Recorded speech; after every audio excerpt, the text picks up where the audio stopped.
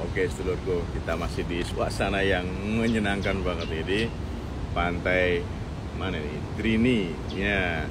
Nah, kemarin udah kita bahas tentang kecemasan yang semakin memburuk. Nah, apa sih yang bisa kita lakukan untuk kecemasan yang semakin memburuk itu? Apakah kita diem aja atau bagaimana? Nah, jangan lupa nih kalau sampai sini makan gorengan nih, gorengan enak banget nih. Ya. Oke, nanti kita makan. Nah, sedulurku semua, ketika kecemasan itu semakin muncul ya, kita bisa lakukan adalah menandai. Pertama, nandain aja. Wah, ini kecemasan muncul nih. Oh, tentang hal ini kita tulis aja kecemasan kita, itu tulis aja. Mulai perasaan nggak enak tuh, emosional atau apa, tulis aja dulu, tandain dulu. Munculnya kapan? Ya, bikin jurnal tentang munculnya kecemasan dan harus ditulis real time. Nah, gitu ya sedulurku ya. Nah, terus kemudian apa yang kita lakukan? Yaitu sesuatu yang nggak realistik atau yang nggak kita pikirkan bahwa itu kayaknya nggak bener banget sih pikiran-pikiran tentang hal ini nih. Atau kecemasan ini kan kayaknya harusnya biasa aja ya, tapi kok ini muncul seperti ini ya. Nah, irrational belief-nya kita tandain kapannya, kemudian belief apa saja, kepercayaan apa saja yang bikin cemas itu kita tandain, kita tulis. Habis itu kita pikirin. Nah, kemudian yang kita lakukan adalah apa yang akan terjadi setelah pikiran-pikiran itu muncul. Udah kita tandain, udah kita udah kita ini nih yang bikin nggak enak nih. Hal ini nih.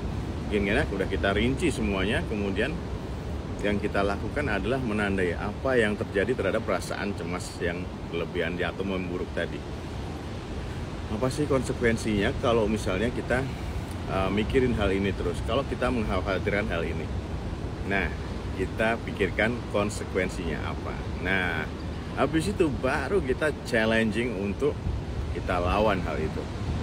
Jadi kita ganti pikiran-pikiran yang sudah kita rinci tadi, supaya nggak otomatis terjadi hal yang pikiran semakin tambah cemas. Kita ganti dengan pikiran-pikiran yang lebih baik. Nah, itu challenge-nya begitu. Rinci dulu nih, kapan munculnya, terus kemudian kita rinci lagi. Apa sih kepercayaan tentang apa sih yang bikin kita semakin tambah cemas?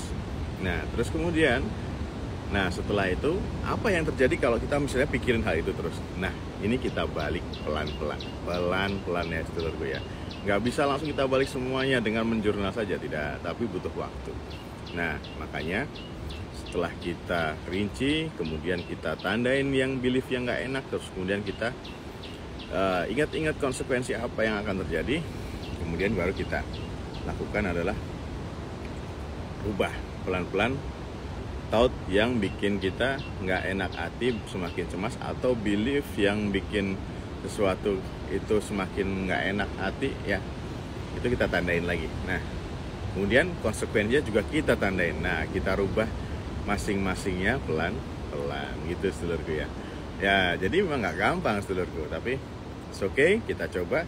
Nah, kita lakukan saja seperti itu terus. Ayo, rinci, cari yang nggak benar, yang nggak realistik, kemudian konsekuensinya apa dirinci lagi, kemudian baru kita balik pelan-pelan dengan pikiran-pikiran positif yang akan muncul, yang sudah kita set untuk mengganti pikiran-pikiran negatif sebelumnya, gitu seluruhnya. Jadi itu yang bisa kita lakukan. Nah, kalau itu tidak bisa terjadi dalam waktu coba 1-2 minggu, pikiran itu sudah kita rinci dan lain-lain, ternyata tidak baik. Nah, kemudian sedulurku semua mungkin sudah butuh bantuan profesional untuk membantu menghilangkan pikiran-pikiran yang seperti itu. Nah, oke sedulurku. Nah, ada yang perlu kita bantu, kita ajak dia supaya lebih nyaman lagi hidupnya. Nah, atau paling tidak kita menyarankan ke dokter, ke psikiater atau psikolog klinis supaya apa? Supaya taraf hidupnya lebih baik dan lebih baik lagi. Gitu sedulurku ya. Oke. Bantu sedulur kita dan tetap waras dan gaspol. Sehat selalu. Jangan lupa makan gorengan. Enak banget gorengan ini.